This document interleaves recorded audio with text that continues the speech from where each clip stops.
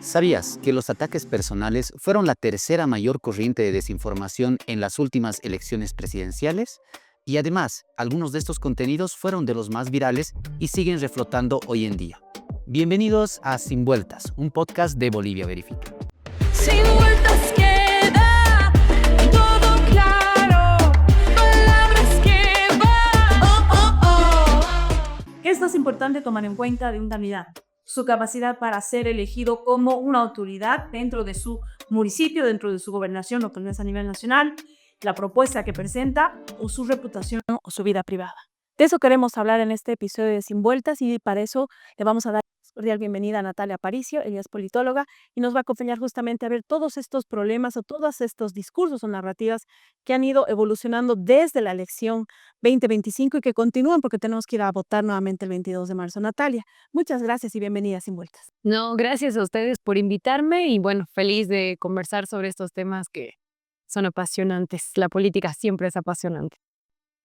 ¿Tú notas que la reputación del candidato o la candidata se ha convertido ahora en el centro de las campañas políticas electorales y que esos relegados, así empezamos, eso ha relegado de lado su propuesta, ha dejado de lado, por ejemplo, su capacidad o no para ser alcalde, gobernador? Sí, sabes que yo en ese punto haría una diferenciación de género, porque creo que las mujeres siempre hemos tenido la carrera política ligada a la vida personal, ¿no? Creo que para nosotras siempre ha sido el tema de, a ver, que si es amante, que si no es amante, que a ver si se metió con tal o cual, ¿no? Entonces, ahí haría una diferenciación de género, pero creo que sí, ahora se han exacerbado los ataques personales a ambos sexos, intentando desacreditar, ¿no? Porque el debate político, el nivel de debate político ha decaído en nuestro país y eso es innegable. O sea, la formación política no está presente y tiene que ver con la crisis institucional en el sistema de partidos. Y antes eso era diferente, es decir, no había tantos ataques como podemos identificar hoy en día. Claro, lo que yo estoy identificando ahora es que los ataques son una consecuencia de una baja formación política, ¿no? De un escaso debate político a nivel técnico, ¿no? Y creo que eso tiene que ver con que, no sé, al menos en los movimientos sociales o en los movimientos sindicales, leían pues al menos y tenían debates de horas y horas y en los partidos también, cuando habían los partidos pues tradicionales, el ADN, el MIR, el MNR, la Falange, que eran digamos espacios donde había un debate ideológico, ¿no? Entonces, en el debate público para pedir el voto, al menos había ya ahí cierto nivel, pero eso ya no existe, pues, porque los partidos se alquilan, las siglas se alquilan, hacen una juntuchita, ven qué vehículo partidario van a utilizar y a partir de ahí hacen una campaña, ¿no?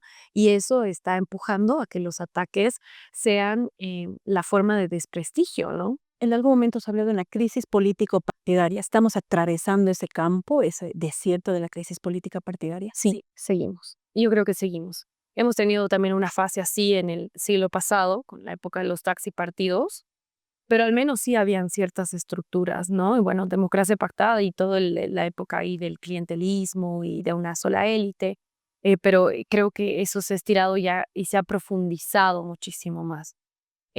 Obviamente porque estamos saliendo de un periodo de predominancia de un solo partido, ¿no? En el movimiento al socialismo y eso ha desarmado todo. Eso ha hecho que entre en crisis y se desarticule. Aunque han habido algunos partidos como Demócratas, por ejemplo, Unidad Nacional, por ejemplo, que son partidos que han intentado ahí trabajar, pero no, pues creo que la formación política no está presente, porque cuando hemos hecho entrevistas a los candidatos no sabían ni siquiera explicarme qué era política para ellos, o cuál era la diferencia entre gobierno y Estado, o la diferencia entre Estado y país. Cosas que son, pues, básicas si quieres ejercer función pública, ¿no? Claro. Ahora, ¿tú crees que también en este cambio ha influenciado mucho el hecho de que se use las redes sociales, que incluso los mismos jóvenes, es decir, el mismo público, o sea, los mismos votantes, ahora se dejan llevar por los contenidos más rápidos, la inmediatez? ¿Puede haber influido en este cambio también? Totalmente. Creo que más bien las redes sociales ha sido exponencial el ataque personal, especialmente política. Y además nos pasa algo a los bolivianos. Y es que, por ejemplo, en Argentina tienen una farándula de famosos, ¿no? Y se mueve un montón ahí la agenda mediática y no sé qué. Y a mí me da la impresión de que tenemos algo similar, pero no son famosos, son políticos. Hemos farandulizado, voy a utilizar esa expresión, pero lo hemos vuelto farándula, la política. Y es lo que a nosotros nos interesa, bueno, a la mayoría de la gente le interesa ver qué cosa ha dicho Lara de su esposa y qué le ha respondido su esposa y no sé qué. Entonces hemos entrado en ese periodo de que la farándula ha acaparado, ¿no? Una especie de, sí, de espectáculo, ¿no? La sociedad del espectáculo que está pues ligada a las redes sociales. Y claro, el tema es que cuando se tratan de videos virales, no es necesariamente responsabilidad del algoritmo y la lógica en la que se mueve. Es decir, este contenido corto que tiene que atrapar tu atención en los primeros 3 segundos con un buen gancho, y si no tienes un buen gancho y después no tienes muchas imágenes así para que no se distraiga tu cerebro. También los usuarios, que somos nosotros, y los creadores de contenido, son también copartícipes de este ciclo. Entonces, mucho también tiene que ver con la situación actual del criterio, del pensamiento crítico, de la educación en nuestro país, nosotros como usuarios y consumidores y copartícipes de lo viral. Ahora, hablando de esta farandulización de la política, ¿tú crees que la farandulización o este manejo así espectacular de la política tiene diferentes matices en las regiones? En el altiplano tiene, digamos, un interés o un foco, en el oriente es diferente. Franklin Pareja estaba aquí y nos hablaba que Bolivia no es pues un país homogéneo, es un país que tiene tantas diferencias. ¿Cómo tú estás viendo este manejo, digamos, del ataque personal de la figura famosa y así toda estridente de un candidato en el siguiente ambiente? Sí, yo creo que hay una clara diferencia. Me parece que al menos acá en La Paz hay muchísimo más debate político, aunque también es medio... pero en Santa Cruz es mucho más de espectacularización. Les voy a poner el ejemplo de las anteriores elecciones autonómicas o subnacionales en Santa Cruz, que estaban Gary Áñez y estaban Johnny Fernández. Los dos estaban así, pero muy, muy de cerca. ¿Y qué hace que Johnny Fernández termine ganando a Gary Áñez?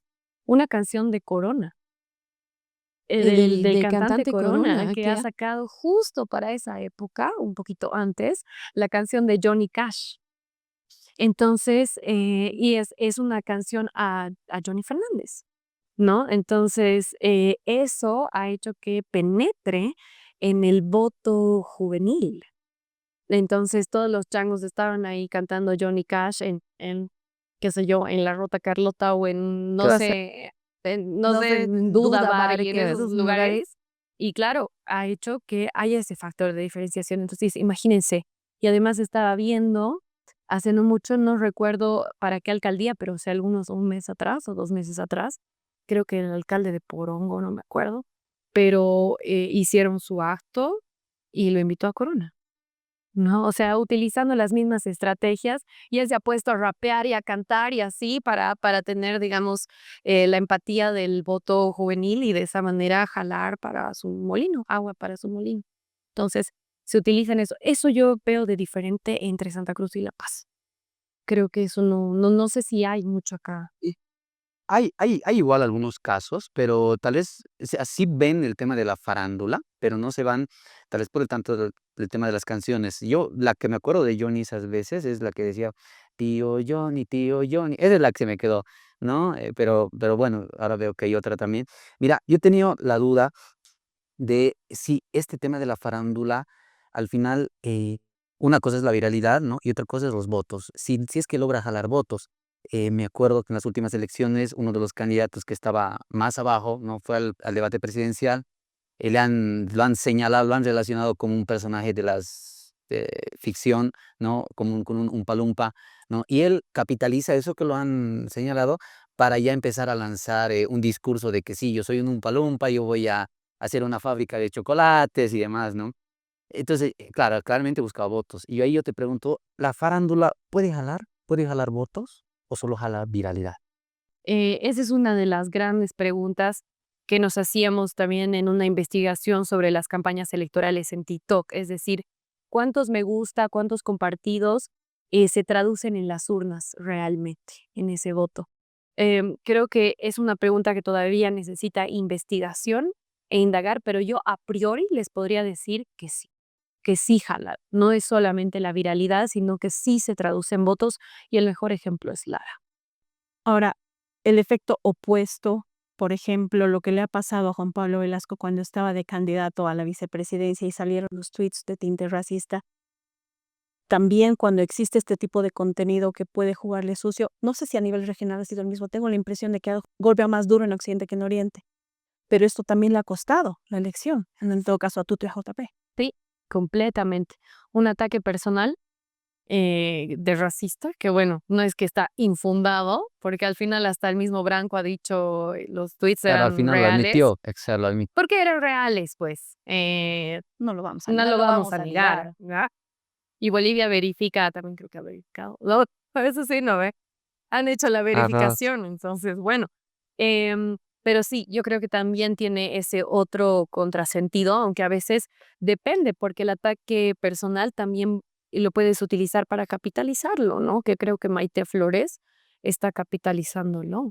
Entonces creo que también dependiendo de qué equipo tengas de marketing, puedes utilizar estos ataques personales también a tu favor, ya sea para victimizarte o ya sea para darle un giro de tuerca y utilizarlo, capitalizarlo, ¿no? Una pregunta que espero no se malinterprete. ¿El fenómeno Maite Flores tendría el mismo efecto? Yo creo que es positivo en Santa Cruz porque después de todo lo que se ha dicho de ella no veo que haya bajado su popularidad. ¿Sería igual de efectivo en Occidente que en Oriente? Como un caso de Maite Flores en La Paz. Exacto, porque digamos Maite tiene toda, digamos, un ataque orquestado en contra de ella por todo lo que ha hecho en su vida pasada, que finalmente no es el tema, ella es candidata. Pero digamos, si hubiéramos colocado una candidata así en La Paz con ese tipo de contexto, con ese tipo de estilo de campaña, si lo queremos decir, ¿funcionaría también en Occidente como funciona en Oriente? Yo creo que tendría otro enfoque, porque La Paz, pues nomás es ciudad cosmopolita en ese sentido y es más progresista. Entonces creo que hubiera tenido otro tipo de perspectiva, al menos eso yo puedo ver desde afuera, porque en Santa Cruz siguen siendo pues sumamente conservadores y la iglesia tiene, la moral de la iglesia tiene todavía una presencia muy fuerte, entonces por eso también se ha generado todo ese ambiente mediático para Maite Flores. Entonces, no sé, eso sería interesante de verlo, pero eh, en Santa Cruz hay pues sectores de una sociedad que es todavía hipócrita, ¿no? Pero Santa Cruz que me ha dado tanto, amo Santa Cruz, gracias Santa Cruz, pero es que también hay que ser críticos con la ciudad, ¿no? Y por eso Maite Flores decía, cuidado, ¿no ven? Cuando ha salido en su conferencia de prensa que yo sé cosas. Porque claro, seguramente ha debido estar con un montón de políticos cuando ejercía el trabajo sexual, incluso siendo menor de edad, pero que los domingos estaban con su familia vestidos de blanco. Natalia, antes de ir con la siguiente pregunta, quisiera que vayamos a la cápsula de alfabetización mediática e informacional. Sin vueltas queda todo claro. Oh, oh, oh. ¿Viste esa noticia que te hizo hervir la sangre? Esa oferta increíblemente buena que te dio euforia. Cuidado, estás cayendo en una trampa de la emoción. Los estafadores saben que la emoción apaga la razón. Crean contenido para que reaccionemos de inmediato. Si es muy urgente, muy escandaloso o te promete algo demasiado bueno para ser verdad, la regla de oro es un freno de 10 segundos. Cuando sientas una emoción fuerte al leer algo, respira, cuenta hasta 10 y pregúntate, ¿cuál es la prueba? Yo participé en un curso, me registré para ser parte del programa. El clickbait emocional busca tu atención, no la verdad. Usa tu mente, no solo tu corazón. Detén el ciclo de la estafa y de la desinformación. Alfabetización mediática para todos. Bien, retornamos y mira, ahora quisiera que nos hables sobre el tema internacional, dado que nosotros hemos identificado que hay algunos casos similares de ataques personales, pero a candidatos de otros países, ¿no? Bajo otro contexto, pero una similar narrativa.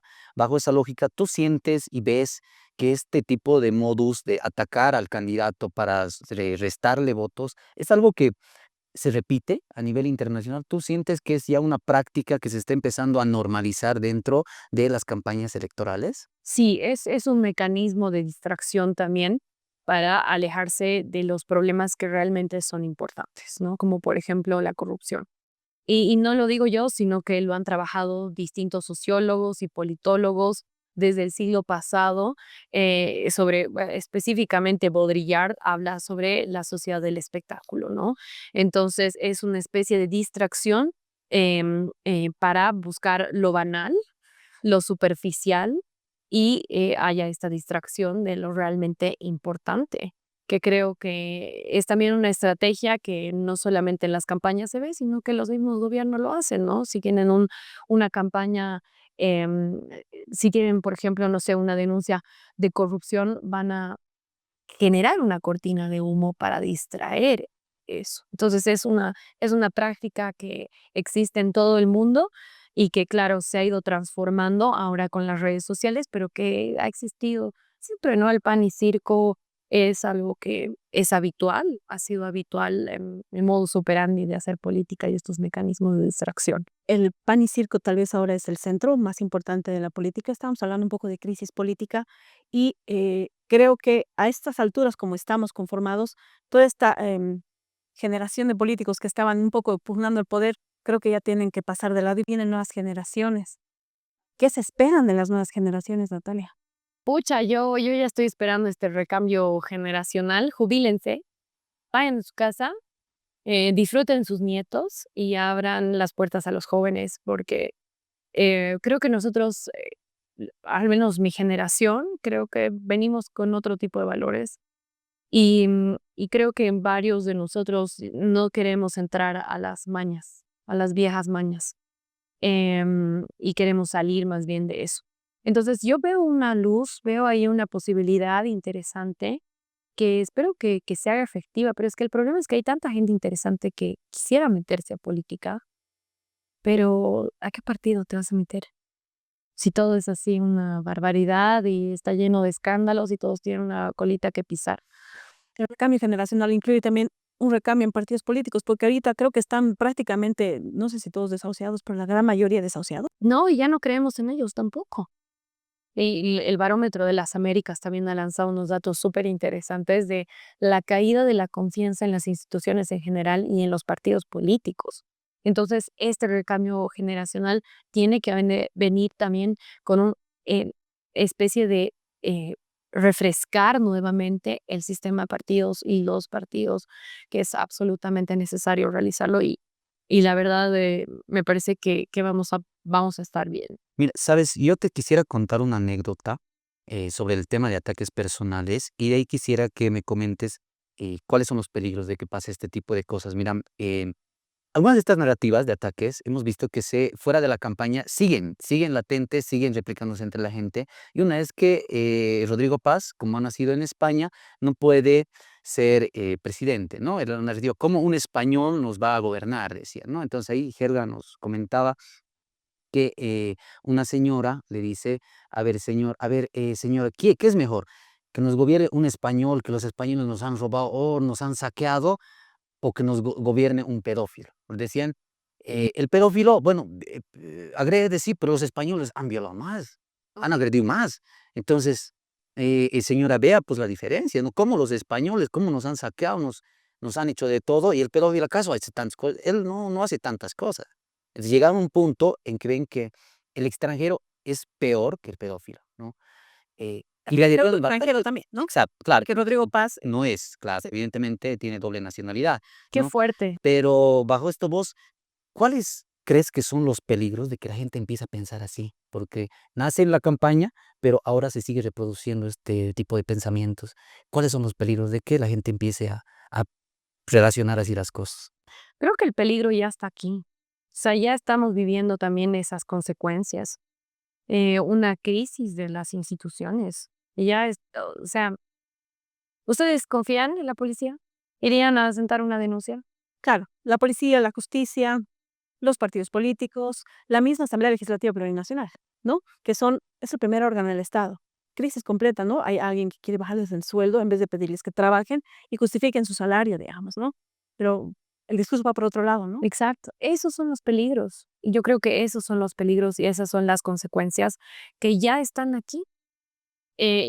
Para ustedes, el alcalde, no sé cuándo saldrá eso, pero el alcalde de La Paz, por ejemplo, eh, y la terrible negligencia que han tenido durante la época de lluvias, esos son las consecuencias y los peligros de votar por ataques personales o de no votar por ataques personales en vez de centrarse en lo importante, ¿no? Por ejemplo, otra cosa que estábamos viendo hace poco en Santa Cruz, un micrero atropellado a un joven que estaba yendo a dar su examen en la universidad.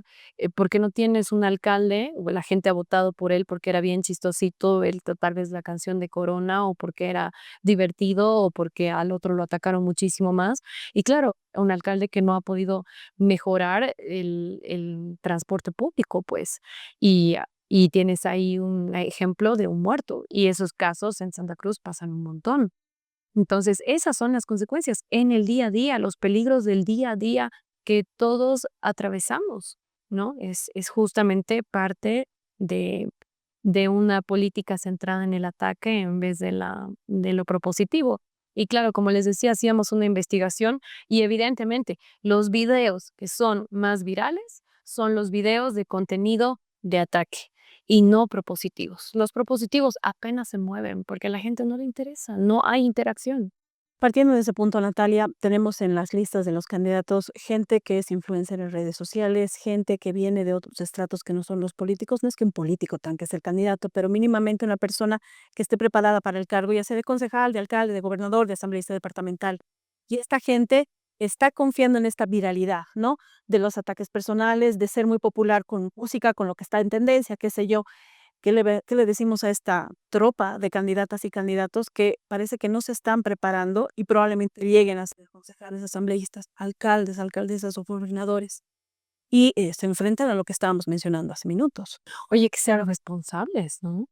O sea, si finalmente tienes la irresponsabilidad de no saber nada de gestión pública y aún así lanzarte una candidatura, por lo menos léete algo, ¿no ve? O por lo menos trata de entender de qué se trata esto del Estado boliviano. Pero también creo que hay una negligencia fuerte, fuerte en general del Estado desde hace muchos años atrás en la formación. Mira, ¿sabes qué? Y de verdad lo estoy militando en todos los programas donde voy, lo digo. Necesitamos una escuela de funcionarios públicos. Y sabes que el órgano electoral plurinacional debería dar talleres de lo básico en administración pública, de lo básico en temas generales de la forma en la que se organiza el Estado para los candidatos. Formación política es lo que necesita, y no ideológica necesariamente, solo en la cuestión técnica, en la cuestión operacional. Qué lindo sería que obligados todos los candidatos a concejales tengan que tomar un taller sobre cómo funciona el consejo municipal. Y que eso sea transparente, que puedan tomar un examen, que podamos ver. Esos mecanismos pueden hacerse posibles, pueden hacerse posibles. Entonces la cuestión también es voluntad política, ¿no ven? Claro. Entonces, Ahora, mira, yo te quisiera preguntar un poco, volviendo al tema de los ataques, pero ya yéndonos a las nuevas tecnologías. ¿Sientes que las nuevas tecnologías están facilitando los ataques personales? ¿La inteligencia artificial está facilitando? ¿O tal vez es un medio que no lo estamos usando bien para evitar más bien estos ataques personales? ¿Cómo ves este aspecto?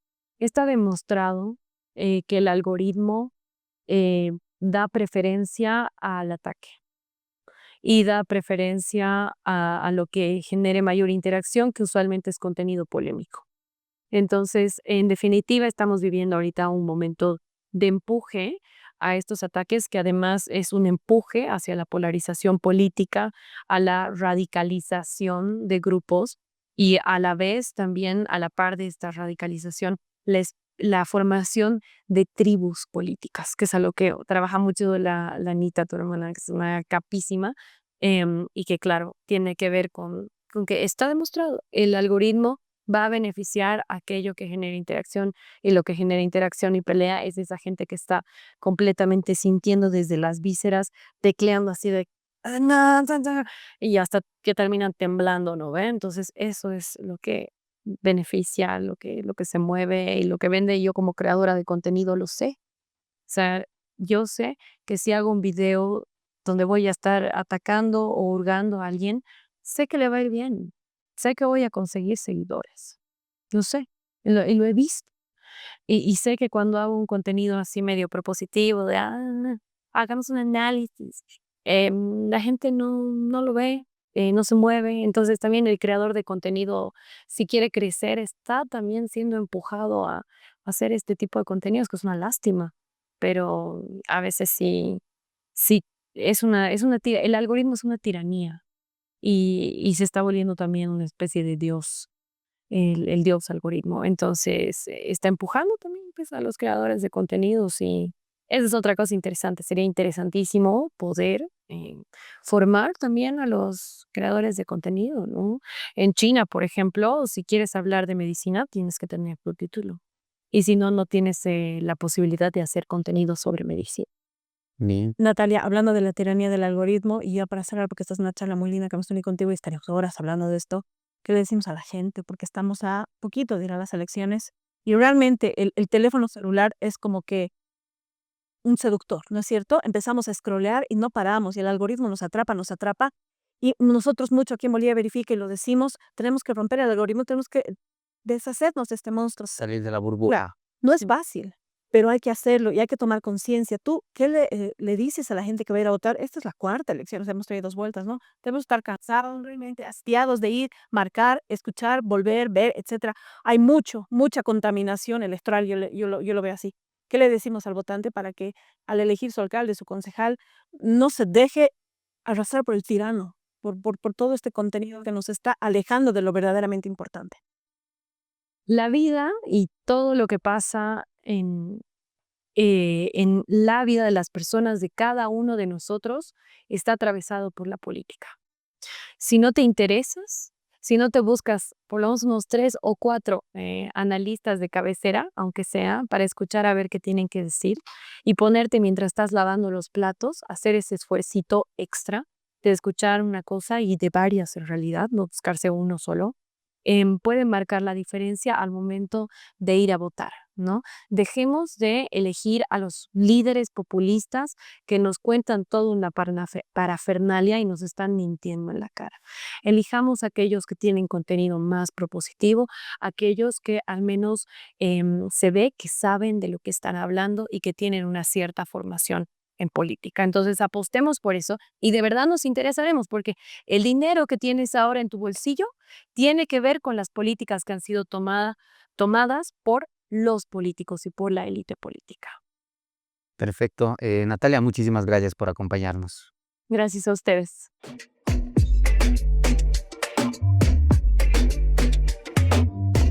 Nombres de empresas que encuestan inventados, fichas técnicas inventadas. Esta es la nueva modalidad para utilizar la encuesta, que es un instrumento de medición de la intención de voto, como contenido para desinformar.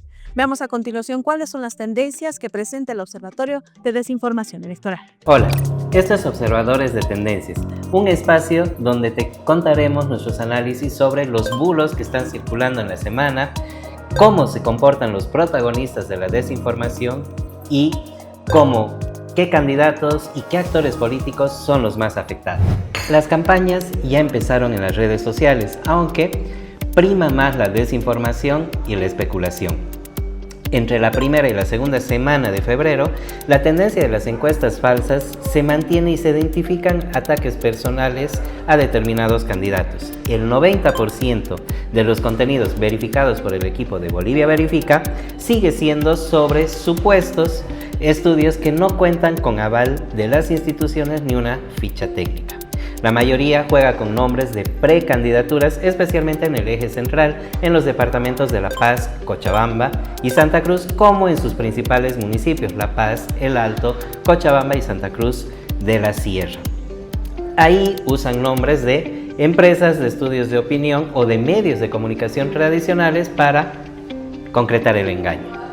Fuera del eje central crecieron las alusiones personales y especulaciones sobre candidatos que son habilitados e inhabilitados.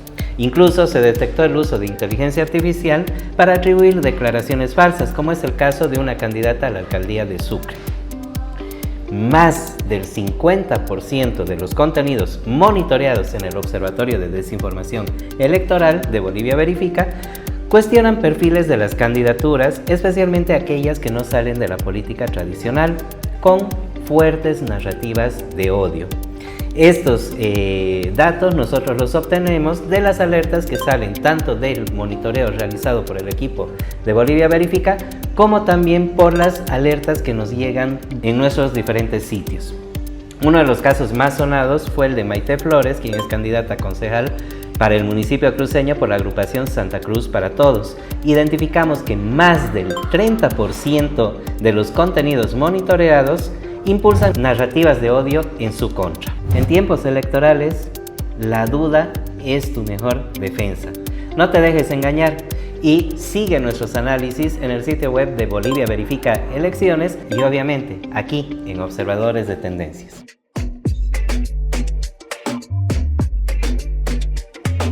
¿Y tú qué opinas de los ataques personales? ¿Crees que ya son el contenido más usado en las campañas electorales? Te leemos en los comentarios. Muchas gracias por seguirnos y nos vemos en el siguiente episodio. Sin vueltas